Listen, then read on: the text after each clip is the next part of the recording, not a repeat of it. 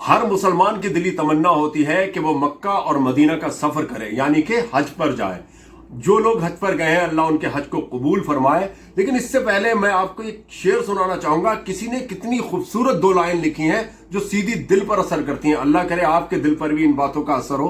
किसी ने लिखा कि सगा भाई परेशान है कई महीनों से, सगा भाई परेशान है कई महीनों से, और वो चौथी बार हज पर जा रहा है, वो चौथी बार हज पर जा रहा है। किस किस को ये बात समझ में आई, किस किस के दिल तक ये बात पहुंची, आप इस पर गौर करें।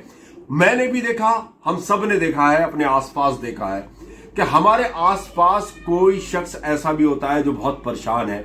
हमारे ही रिश्तेदारी में कुछ लोग ऐसे हैं जिनके पास बीमारियों के लिए, दवाइयों के लिए पैसे भी नहीं होते। हमारे ही आसपास कुछ लोग इतनी तंगदस्ती में जिंदगी गुजारते हैं कि उनको सही से 2 वक्त की रोटी भी नसीब नहीं होती। हमारे ही आसपास में हमने देखा कि हम अपने घरों में सो रहे हैं चैन से, और किसी के घर पर पन्नियां बिछी हुई हैं, किसी की छत पर उसने पत्ते, पल्ले, लकड़ी और पन्नियां ढक रखी हैं ताकि बारिश उनके घर में नीचे ना आए। ये हमारे आसपास हम देखते हैं। महलों के बराबर में कच्चे टूटे हुए मकान देखते हैं। गरीब परेशान अपने आसपास हम देखते हैं, अपने रिश्तेदारों में ही देखते हैं।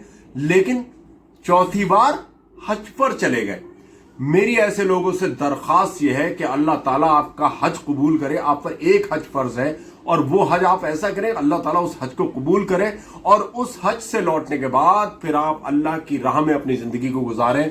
अपने अजीज व अकारिब के साथ अच्छे से पेश आए, अपने लोगों के साथ अच्छे से एक नेक जिंदगी गुजारें। जो पहले जिया उसका पता नहीं, लेकिन हज से आने के बाद आप एक बहुत सादगी और अल्लाह की रजा के लिए जिंदगी जिए। इंशाअल्लाह आपका हज भी कबूल होगा और आपकी आखिरत भी अच्छी होगी। लेकिन ये जो 4 बार 5 बार लोग हज को जाते, मैं मना नहीं कर रहा, अल्लाह ताला ने जिसको नवाजा है वो खूब जाए।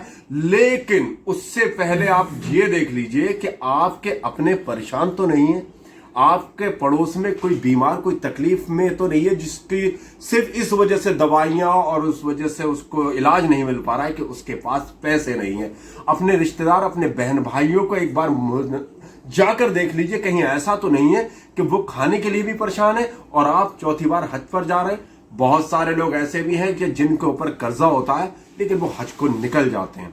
बहुत सारे लोग ऐसे हैं जिनके अपने सगे संबंधियों से लड़ाइयां चल रही हैं और वो हज को निकल जाते हैं। ऐसे लोगों से मेरी दरखास्त है, दिली तमन्ना है कि पहले हज पे जाने से पहले अपने दिल में से सब लोगों के लिए कीना निकाल दीजिए, लड़ाई झगड़ों को खत्म कर लीजिए, सबसे गले मिल लीजिए। मैं इस पर आपको एक बात बताता हूं। मैं जिस गांव का रहने वाला हूं, मेरे दादा यानी कि मेरे वालिद साहब के मामू जान भी उसी गांव में रहते थे।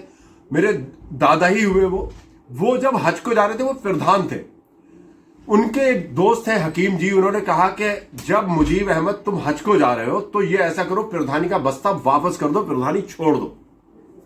मेरे दादा मुजीब अहमद वहां जाकर अपना जो प्रधानी का बस्ता था, वहां जहां पर ये जमा होता है, पुलिस चौकी में हो या थाने में, जहां भी हो, वहां जाकर अपनी प्रधानी से इस्तीफा दे दिया। उन्होंने वो प्रधानी छोड़ दी।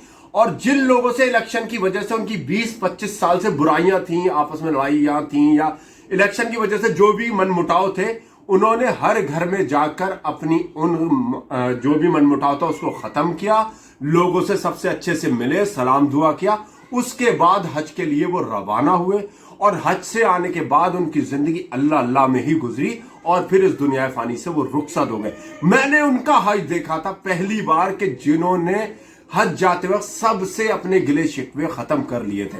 तो अल्लाह ताला से मेरी यही दुआ है कि हम सब भी हज पर जाएं और अपने दिलों से सारे कीने शिकवे गिले खत्म करके जाएं और उधार लेकर हज को ना जाएं।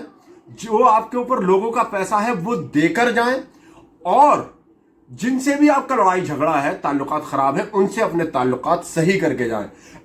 अल्लाह ताला से दुआ है अल्लाह ताला जितने भी लोग हज पर गए उन सबके हज को कबूल फरमाए और हम सबको हज बैतुल्लाह की ज़ियारत नसीब फरमाए। आमीन या रब्बल आलमीन।